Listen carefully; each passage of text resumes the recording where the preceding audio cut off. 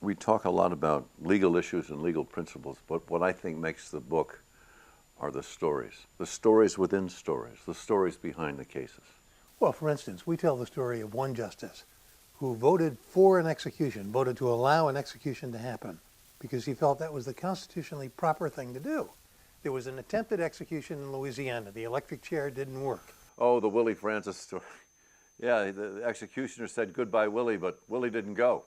The 17-year-old inmate was taken back to his cell, and the case went to the Supreme Court. The question, can you put the man in the chair again?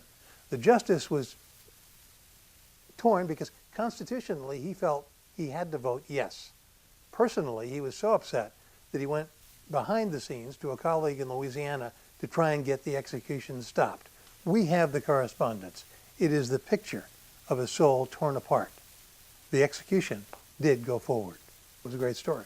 It was. You know, one of the stories that amazes me, one truly landmark case is, of course, Gregg versus Georgia, when the Supreme Court reinstated capital punishment.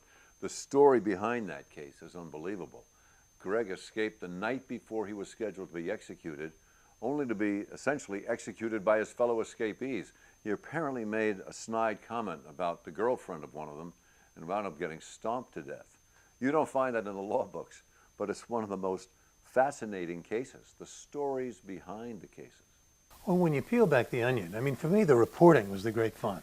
The Supreme Court ruled, for example, that someone who didn't actually pull the trigger in a murder case couldn't be executed because he wasn't the actual perpetrator. But when you look into how that case began, it all began with the sale of a cow and the flash of a large roll of bills, which led to an armed robbery, which led to 2 murders, which got the case to the Supreme Court. We were able to track down the sheriff, some witnesses, some family members, and put together a picture of that crime that really filled out this dry Supreme Court case. These cases are all landmark cases and they're very important, but what I found most interesting wasn't so much the decisions of the justices, but rather the people and the stories they had to tell. In some cases, I don't know about you, Mark, but they just blew me away.